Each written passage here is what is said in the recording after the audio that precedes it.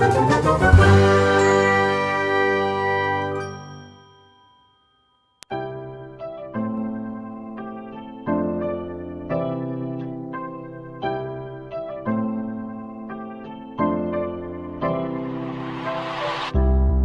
दोस्तों, बढ़ते हैं हमारे इस एक्सरसाइज की लास्ट क्राइटेरिया की तरफ।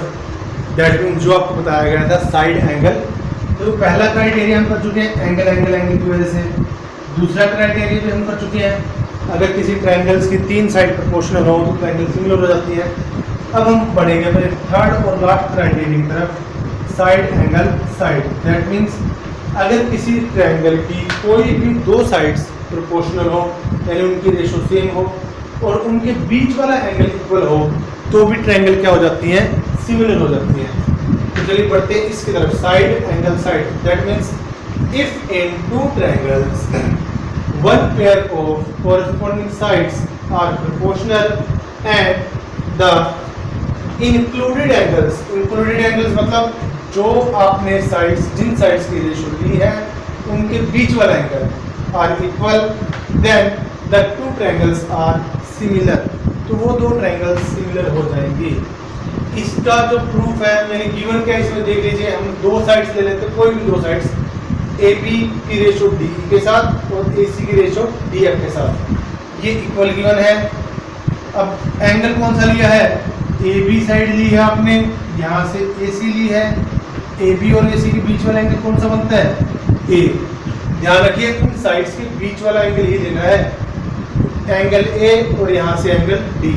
तो हमारे पास अब की बार ये 2 चीजें गिवन है, 2 साइड्स की रेशो सेम है और उनके बीच वाला एंगल इक्वल है। हमने शो क्या करना है, टू प्रूव, लिख लेते हैं यहाँ पे, टू प्रूव ट्रायंगल ABC को सिमिलर शो करना है ट्रायंगल DEF के। तो ये बच्चों दोबारा से हम फिर 3 केसेस में करेंगे, जैसा कि हमने ये 2 प्रूफ किए थे। पहला केस अगर AB DE से छोटा है, फिर अगर AB DE से बड़ा है, और लास्ट वाला अगर AB DE के इक्वल है। तो चलिए पहला केस करते हैं, if AB is less than DE। अगर AB DE से छोटा है तो बिल्कुल पिछले पार्ट की तरह जैसे हमने साइड में किया था, DE और DF पे 2 पॉइंट्स लेके हम P और Q, और कंडीशन क्या रखेंगे, AB आपका DP के इक्वल और AC DQ के। Mark P and Q on DE and DF such that AB is equal to DP and AC equal to DQ। इतना क्लियर है, बिल्कुल पिछले पार्ट की तरह। अब प्रूफ की तरफ बढ़ते हैं। अब प्रूफ में अब देखिए, जो ये 2 छोटे ट्रायंगल दिख रही हैं, सबसे पहले हम इनको कोऑर्डिनेट शो करेंगे। In triangle ABC and triangle DPQ, AB आपका DP के इक्वल है, AC आपका DQ के इक्वल है। ये तो हमने कंस्ट्रक्शन की थी। और तीसरी चीज, एंगल A वाला एंगल D के इक्वल है, ये हमारे पास गिवन है। तो हमारे पास यहाँ पे ट्रायंगल ABC ट्रायंगल DPQ के कॉन्ग्रुएंट हो जाएगी। हम इसका रीजन क्या लिखेंगे, साइड एंगल साइड्स, यानी 2 साइड्स और उसके बीच वाला एंगल इक्वल है। अब अगर ये ट्रायंगल कॉन्ग्रुएंट हो जाती है तो इसके कॉरस्पॉन्डिंग पार्ट्स क्या होंगे, इक्वल। यानी मुझे B वाला एंगल किसके इक्वल आएगा, P वाले के, C वाला Q वाले के। तो रीजन क्या लिखेंगे हम, CP CT। इसको इक्वेशन नंबर 1 और 2 दे देते हैं, ये काम आएंगी। ऑल्सो अब ध्यान दीजिए गिवन की तरफ, AB by DE equal to AC by DF है, AB by DE equal to AC by DF। इतना क्लियर है। AB किसके इक्वल है, DP के। तो यहाँ से DP by DE ये किसके और AC किसके इक्वल है, DQ के। तो DP by DE और DQ by DF इक्वल आ गए। देखिए वही जैसा हमने पिछले में किया था, AB की जगह DP लिखा और AC की जगह DF। यहाँ से DP by DE और DQ by DF इक्वल आ चुके हैं। अब ये इक्वल आ गया, अब इसको ध्यान से वही देखिए, DP डिवाइड बाय DE और यहाँ से DQ divide by DF। Corresponding sides की रेशो सेम है। अगर इनकी कॉरेस्पॉन्डिंग साइड्स की रेशो सेम है तो PQ क्या आएगा, EF के पैरेलल आएगा। 6.2 में किया था हमने, इज इट क्लियर। अगर ये इसके पैरेलल है तो मुझे ये बताइए, E वाला एंगल किसके इक्वल आएगा, P के, और F वाला एंगल किसके इक्वल आएगा, Q के। ये एंगल्स कौन से होंगे, कॉरेस्पॉन्डिंग एंगल्स। भूले तो नहीं हो ना, अगर दो लाइंस पैरेलल हो तो उनके कोरस्पॉन्डिंग एंगल्स क्या होते हैं, इक्वल। Is it clear? अब कंपेयर कीजिए फर्स्ट को और थर्ड को। फर्स्ट और थर्ड में देखिए दोनों की राइट हैंड साइड में P है सेम, दोनों की राइट हैंड साइड सेम है, तो मुझे तो P वाला एंगल किसके इक्वल आएगा, P वाले के। सेकंड और फोर्थ को कंपेयर कीजिए, राइट हैंड साइड में दोनों के क्या है, तो C वाला एंगल किसके इक्वल आएगा, F वाले के। अब ध्यान दीजिए, ये छोटी ट्रायंगल है और इसको बीच में हटा दीजिए, भूल जाइए अब इसको। ये छोटी ट्रायंगल है, ये बड़ी ट्रायंगल है। B वाला एंगल E के इक्वल और C वाला एंगल F के इक्वल।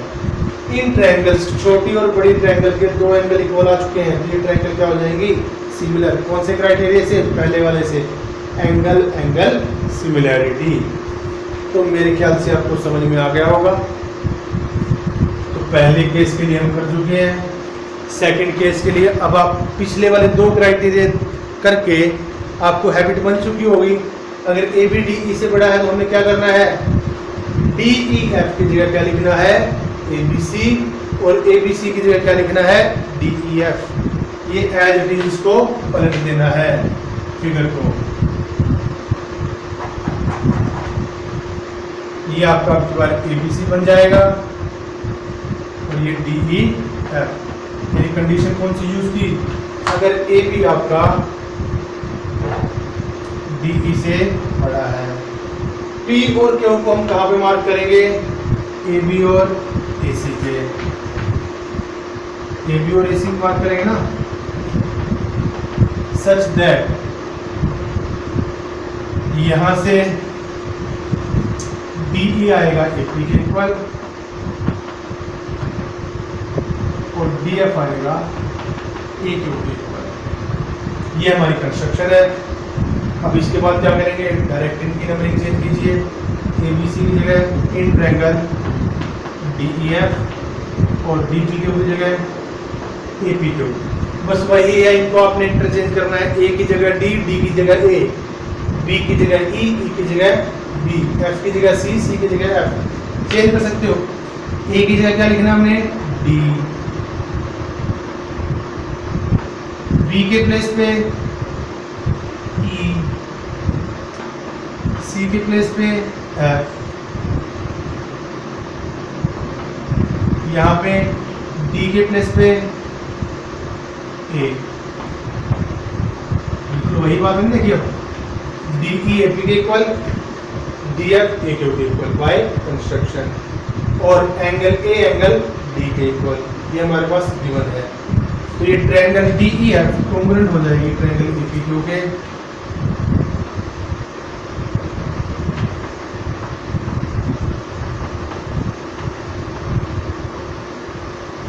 अगर ये कॉन्ग्रुएंट हो गई तो मुझे बताइए एंगल ई किसके इक्वल आएगा, एंगल पी के, और एंगल एफ किसके इक्वल आएगा, एंगल क्यू के। रीजन क्या लिखेंगे, C P C T. Now A B by D E equal to A C by D F, ये गिवन है। Is that clear? अब डी ई किसके इक्वल है, ए पी के। डी ई अगर ए पी के इक्वल है तो हम क्या लिखेंगे, A B by A P, और डी एफ किसके इक्वल है, ए क्यू के, is equal to A C by A Q. अब यहाँ से वही A B by A P equal to A C by A Q. इसी ट्रायंगल में कोरस्पॉन्डिंग साइड्स की रेशो सेम है। पी क्यू किसके इक्वल आएगा, ई एफ के। अगर पी क्यू ई एफ के इक्वल आएगा तो बी वाला एंगल बी वाले के और सी वाला क्यू वाले के। बी वाला एंगल बी वाले के और एंगल सी एंगल क्यू के, कोरस्पॉन्डिंग एंगल्स। तो वही कंपेयर करेंगे फर्स्ट को थर्ड के साथ, दोनों में पी सेम है, तो ई वाला एंगल किसके इक्वल आएगा, बी वाले के, और एफ वाला एंगल किसके इक्वल आएगा, सी वाले के। अब इन छोटी ट्रायंगल और बड़ी ट्रायंगल के दो एंगल इक्वल होते ही ट्रायंगल क्या हो जाएंगे दोबारा से similar by angle angle similarity. तो मेरे ख्याल से आपको समझ में आ गया होगा। तीसरा केस बचा हुआ है। तीसरा केस वही है पिछले वाले की तरह, अगर ए बी डी ई के इक्वल हो जाए, इक्वल हो जाएगा तो हम इसको कॉन्ग्रुएंट शो कर देंगे। ये सिचुएशन आपकी ऐसी हो जाएगी। उस केस में ए बी और डी ई के इक्वल है तो हमें इसकी कोई ज़रूरत नहीं पड़ेगी। उस केस में इनको हम कॉन्ग्रुएंट शो करेंगे, डी ई ए बी के equal, D F A C के इक्वल, देखो डी ई ए बी के इक्वल है, A B by D E 1/1। अगर A B by D E किसके इक्वल था, A C by D F के, तो A C by D F भी 1/1 आएगा। तो यहाँ से ए सी किसके इक्वल आएगा, डी एफ के।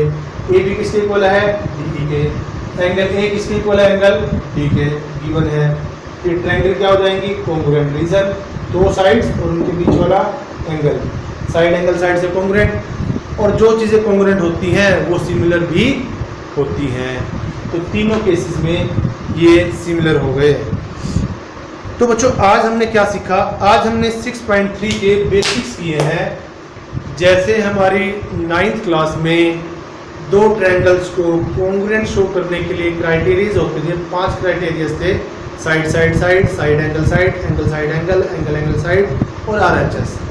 लेकिन सिमिलैरिटी में हमारे पास ये 3 ही क्राइटेरिया हैं सिर्फ। कौन कौन से, angle angle similarity, side side side और साइड एंगल साइड। इसके अलावा सिमिलैरिटी के लिए हमारे पास कोई भी क्राइटेरिया नहीं है। तो चलो बच्चों आज के लिए इतना ही।